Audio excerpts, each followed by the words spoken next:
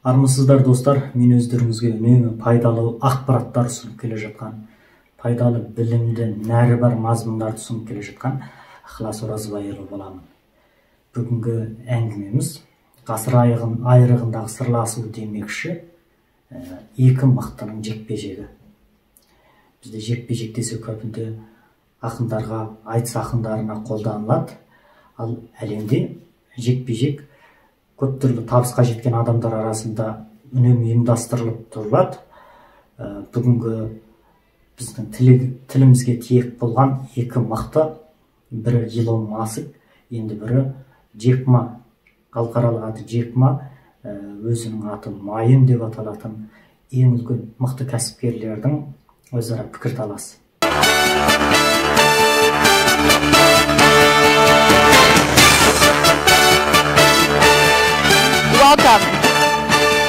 Енді алдымен бұл қос мықтыны таныстыра кетейік. Джек Ма Қытайдан шыққан ірі кәсіпкер. Қытайдың интернет базарын ашқан майталман саудагер деп айтсақ болады. Ал Илон Маск бұл өзі инженер, өзі жобалаушы, тапқырлаушы, әлем бойынша ең мықты бетке басар жаңалық жаратушы кәсіпорыншылардың бірі деп айтуымызға болады. Енді бұл пікірталас жалпы 40 неше минутқа созылған. Бұл талқы бүкіл әлем деңгейінде үлкен күшті аңыс тудырды. Әртүрлі лебіз білдіріп, әртүрлі көзқарасын айтып жатқан адамдар баршылық. Енді мен сіздерге осы қос мықтының не жайында таласқандығын ары қарай әңгімелей отырайын. Илон Маскты білесіздер, бұрыннан бері адамзатты Марсқа апаруға, ғарыш технологияларын зерттеуге өте назар аударып жүрген ірі кәсіпкер. Ал Джек Маның көзқарасы бұған мүлдем қарсы. Джек Ма, біз ғарышты қиялдамай-ақ қояйық. Біз осы жер шарымызды гүлдендірейік, адамзаттың тұрмыс сапасын жақсартайық. Бізде кедейлер қаншама. Сол арамыздағы қолы жетпей жүрген жандарды жақсы тұрмысқа кенелтуге күш салайық деген пікірді ұстанады. Адамзаттың аяғын Марс деген қызыл жарға тигізу болса, бұл Илон Масктың анау бұрыннан бергі арманы, бұрыннан бергі ұраны десек те болады. Ол тек қана арман жүзінде қалған жоқ, қазір ресми жоспарға алынып 2023 жылға даярланып жатыр. Жапонияның бір әйгілі компаниясы бар, Зозатаун, соның CEO Чанзы Юзо деген адам $100 миллион Илон Масктың ғарышқа ұшу билетін сатып алды. 2023 жыл олар айға шығып айналып келмекші. Демек, бұл енді құр айтылым күйінен гөрі ресми атқарылуға күн сайын, қадам сайын дайындық көрілген ірі жоспар ретінде іске кірісілуде. Бұлар 2023 жылы SpaceX компаниясының ракетасымен ай бетіне, Марс емес, ай бетін айналып саяхаттап қайтпақшы. Бұл адамзаттың тұңғыш реткі ғарышкерлерден басқа жай адамдардың ресми ғарыш әлеміне саяхат жасауы болмақшы. Енді өзге планетаға қадам басу туралы сөз қозғағанда Илон Масктың басты айтатын себебі мынадай. Егер күндердің күні осы бүкіл адамзатқа қатер төнсе, баяғыдан бері айтылып келе жатқан ақыр заман келіп жатса, адамзаттың осынша жетістігін, осынша мәдениетін, ақыл парасатын қалай сақтап қалу керек? Илон Масктың басты көтеріп жүрген тақырыбы осы.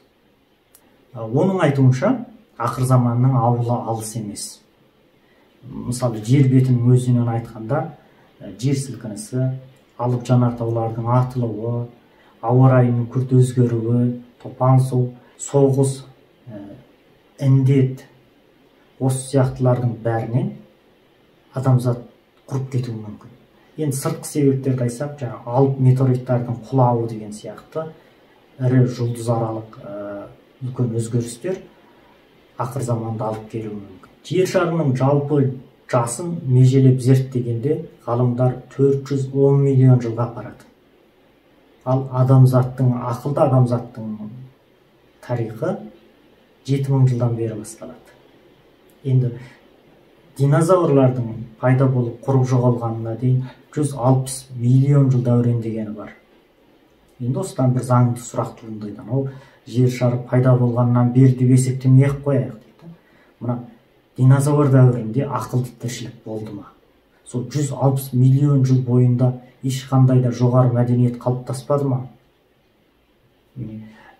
Анау тас қоралдар дәуірінен қазіргі техникаға дейін 7-ақ мың жыл кеткен екен. Сонда ар жағындағы миллион жылдар қайда кетті? Бұл жайында әрине бүкіл әлемге белгісіз бір жұмбақ жасырынып жатқан шындық. Бәлкім де Илон Маск, бәлкім бізден де ірі өркениетті мәдениеттер қалыптасып, қайтадан құрып жоғалып кеткен шығар дейді. Біз де сөйтіп солай болуымыз мүмкін ғой дейді. Өйткені біз қазіргі күнге дейін екінші ірі пирамидамен тең түсетін құрылысты әлі жасай алғанымыз жоқ. Мың жылдар, неше мың жылдар болса да пирамида сол қалпында тұр. Ал біздің қазіргі жасап отырған бетон құрылыстарымыз 100 жылдан арыға жетер-жетпес анық. Ендеше осыншама жоғалып кеткен техникалар, бұрын бар болған, қазір қолымыз жетпейді. Мысалы, тасты балқыту, тасты қайтадан қатыру сияқты ірі технологиялар қазір жоқ. Бұрын бар болған шындық. Ендеше осының аяғын қазіргі адамзат құшпай ма дегенді Илон Маск жиі айтады, сол туралы жиі ойланады. Енді Илон Масктың арманы не болды? Сол адамзаттың қазіргі жетістігін басқа бір планетада сақтап тұру. Сол жерде өркен жая беру. Адамзаттың жұлдыз аралық сапарларын іске асыру. Бұл енді Илон Масктың ең ұлы армандарының бірі. There's a probability at a certain point that some either external force or some internal unforced error causes civilization to be destroyed, or sufficiently impaired such that it can no longer extend to another planet. Ал енді Джек Ма бүкілдей басқаша көзқарасты айтады. Біз ғарышты зерттемей-ақ қояйық дейді. Біз адамның өзін зерттейік дейді. Адамның өзінен үлкен, адамның өзінен жұмбақ ештеңе жоқ дейді. So we cannot solve all the problems for future, but we have to be responsible for the future, but we should care more about how we can enjoy better. Егер дейді, қазіргі деңгейімізбен, қазіргі санамызбен 100 жылдан арғыны болжайтын болсақ дейді, соның 99,9% өтірік болып шығады. Мүлдем теріс кетеді дейді. Ал 0,1% дұрыс болғандай көрінеді, бірақ ол біздің болжағанымыздан емес, оқыс сәйкестіктен дейді. Джек Ма осындай көзқарасты айтады. Біз келешекті мүлдем болжай алмаймыз дейді. Сондықтан Илон Маскқа ол былай деп шүйіледі. Сен бүкіл ақшаны ғарышқа жұмсап, адамзаттың ақыл парасаты мен байлығын солай сұрыптағанша не үшін жер шарыны көркейтпейсің дейді. Жер шарында жетіспей жатқан адамдар қаншама, не үшін жер шарыны гүлдендірмейміз дейді. Біз 100 жылдан арғыға бас қатырмай-ақ қояйық. 100 жылға дейінгін ойлайық, одан кейінгісін ұрпақ ары қарай жалғастырып ойлайды.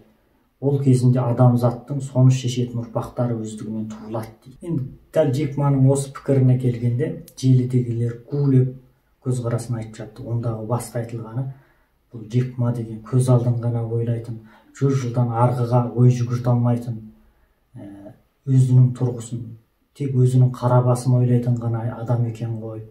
Бұл өте алысты ойлай алмайды екен деп күлдесіп жатты. Джек Маның осы сұрағына Илон Масктың жауабы тіпті де ұтым деді.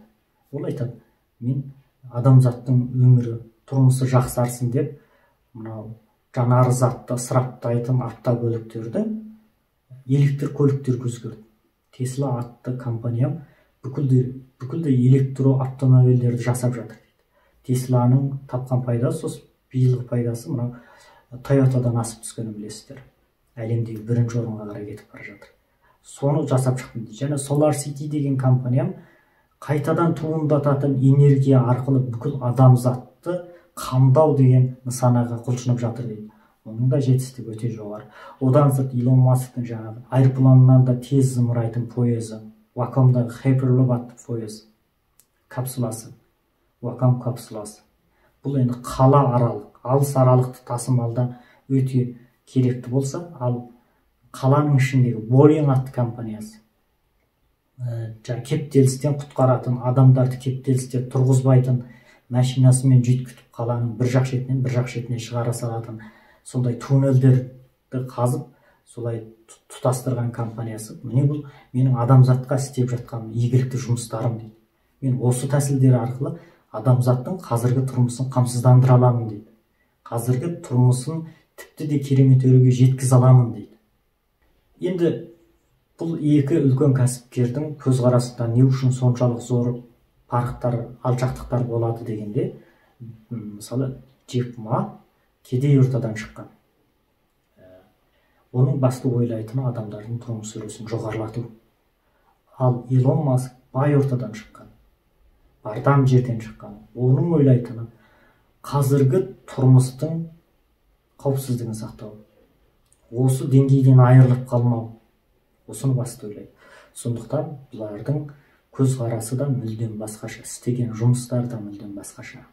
Енді екі мықтының пікірталасындағы ең көп айтылған, ең көп таласқан түйіннің бірі AI саласы. Жасанды зерде, жасанды интеллект, жасанды сана. I never in my life, and especially last 2 years when people talk about AI, say human being will be controlled by machines, I never think about that. I think it's impossible. Right? It's impossible. Джек Ма адамның миы қанша дегенмен жасанды санадан озық, AI-дан озық, ол онша қорқынышты емес деп қарайды. Ал Илон Маск AI өте қорқынышты. Ол біздің құлымыз емес, қайта біз оның құлы болып қалуымыз мүмкін деп қарайды. AI is fine, assuming that there's a benevolent future with AI. I think that the biggest problem the world will face in 20 years is population collapse. Илонның пікірінше, егер AI дами берсе, ол бізге дейді, адамзатқа, адамзаттың маймылға қараған көзімен қарайтын болады. Сондай бейшара, сондай топас деген сияқты көзге ілмей қарайтын болады. 40-50 жылдың алдында электронды ойындар дейді. 4x4 добалдай дөрекі болады. Ал қазіргі электронды ойындар кіріп кеткен адам, соған тұтқындалып, сол электронды ойынның құлы болып кеткен адам шатастырып алады. Мынау реал өмір ме, жоқ әлде мынау ойын ба деген екен шатастырып алады. Соншалық дәрежеде күрделесіп кеткен, соншалық дәрежеде бір әлем болып ашылып кеткен. Қазір өте көптеген адам қарасаңыз виртуалды әлемде жасап жатыр. Мысалы интернетте махаббаттасу, интернетте жақсы адам, бай, сұлу адам болып көрініп жүріп, өмірде басқаша жасау күнделікті өмірде кезігетін жағдайға айналды. Ендеше Илон Маск бұл өркениеттің адаса бастауы деп айтады. Бұл қорқынышты дейді. Енді AI жалпыласатын болса, бұнда жағдай мүлдем басқаша. Адамзатты контролдайтын, адамзатты меңгеретін бір үлкен ми пайда болып алады дейді. Сондықтан Илон Масктың айтатыны, біз AI-ды дамытпай, оны қадағалап ұстап, дер кезінде меңгеруіміз керек дейді. Әйтпесе ол біздің тұрмыс тіршілігімізді меңгеріп кетеді дейді. Ал енді Джек Ма бұл арада, бұл AI дегеніміз, жасанды сана дегеніміз адамзаттың тек қол қанаты, қол баласы іспетті. Ол бізді меңгере алмайды. Біз қайта оны меңгеріп қол қылып істетеміз дегенінен қайтпайды. Computer may be clever, but human beings are much smarter. Бұл арада Джек Маның айтатыны, бұл адамның керемет жері ол қателеседі дейді. Ал машина еш уақыт қателеспейді. Қателескен кезде адамда үйрену орайы болады, ал машинада мұнда үйрену орайы болмайды. Сондықтан ол адамның миына, адамның деңгейіне мәңгі жете алмайды дейді.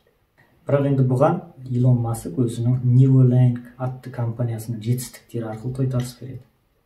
Мысалы, бұл компания адам миы мен машинаны жалғастыра бастаған. Демек, ол Илон айтады, егер бір адамды мен ұшқыш қылайын десем, аэроплан ұшуды үйретейін десем, мен оған анау қателесуге орай беріп жаттығулар жасатқызып отырмайын дейді. Ондай уақыт шығындамайын. Мен оның басына компьютерді жалғаймын да, аэроплан ұшу техникасын миына құя саламын. Содан ол ертеңнен бастап аэроплан ұша береді. Сонда бұда қателесетін орайда жоқ болады. Міне бұл адам миы да компьютер сияқты екендігін білдіреді дейді. Демек бұл енді ең үлкен қорқынышты жетістіктің біреуі. Сізді жақсы адамды жаман адам қылу, жаман адамды жақсы қылу, мінезін өзгерту, тіпті арманын өзгертіп жіберу қазір компьютердің қолынан келе бастады. Қазір бұл техникалар арқылы адамның ойындағы ойлап тұрған, қиялдап тұрған суретті компьютердің бетіне басып шыға алатын. Демек, адамның ойын оқуға болады. Ойын оқығаннан да қорқыныштысы адамның арман мақсатын өзгертіп жіберуге болады. Демек, онда өмір сүрудің мағынасы қала ма? Міне бұл үлкен әлемдік деңгейдегі сұрақтар. Енді қос мықтының қайсысынікі бұрыс, қайсыныкі дұрыс екенін өзіңізде талқылаңыз, патша көңіліңізден өткізіңіз. Бұндай пікір талас болып тұрғаны дұрыс. Біз де өзіміздің сана деңгейіміз жеткенше сол пікірге араласуымыз керек. Өйткені бұл ертеңгі күні біздің тұрмысымызға өз әсерін жеткізетін идеялар.